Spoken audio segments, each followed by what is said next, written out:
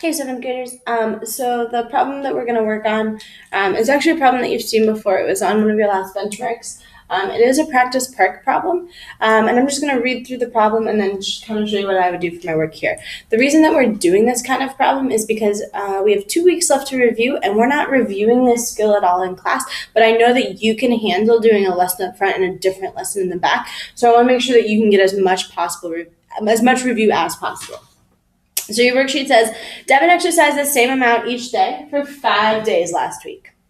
His exercises include walking and swimming. Each day he walked for 10 minutes, and he exercised for a total of 225 minutes last week. What is the number of minutes Devin swam each of the 5 days last week? First thing I want to tackle, and let me read the last part. In the space provided, show your work or explain all the steps you use to determine your answer. What's so key in that last sentence? It says show your work or explain. You don't have to show your work and explain, you just have to do one of the two.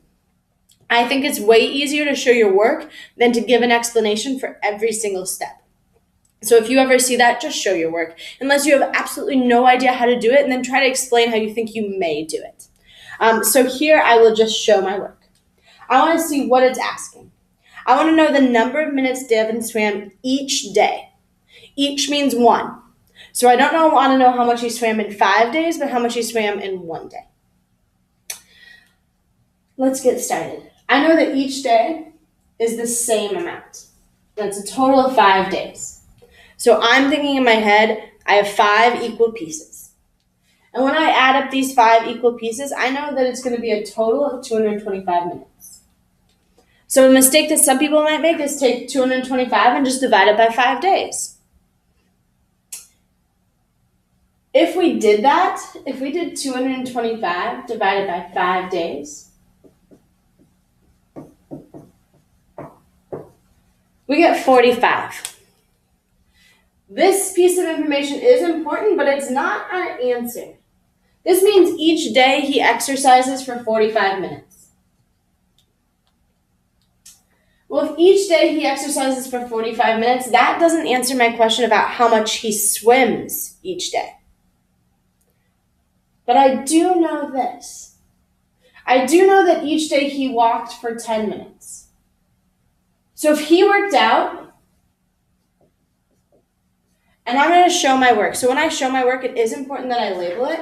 I'm going to do what I did right here and label this total minutes worked out each day. This is how much he worked out each day, because he worked out 225 minutes in 5 days. So in 1 day, he works out for 45 minutes. And then I know that each day he walks for 10 minutes. So if 10 minutes of this time is spent walking, 35 minutes of this time is spent swimming. Now, if you are going to show all of your work, you can't just do 45 minutes and then circle 35 minutes. You need to show the person grading it how you got there. Well, 45 minutes minus the 10 minutes that we walk each day gives us 35 minutes left to swim.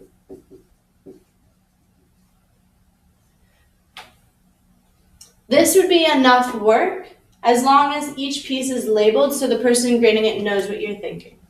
35 minutes is spent each day swimming. I'm going to show you another way to solve this problem. You don't need to write it on your paper. If you would like to, you may, but you can also approach this problem another way, so I'm going to show you that.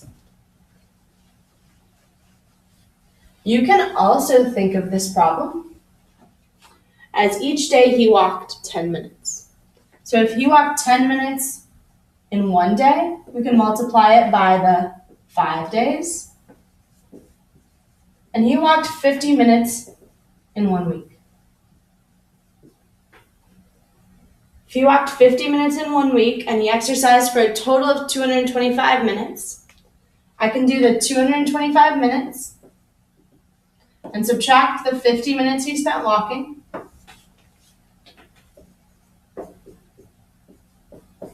And I'm left with 175 minutes. This represents the swimming for a week. And this was a common mistake answer on the benchmark, which is why I want to go over it this way, because it's another way to do it. In 1 week, he swam for 175 minutes. But I don't want to know for 1 week. I want to know for 1 day. So if I were solving the problem this way, I would need to take his 175 minutes that he was swimming and divide it among 5 days.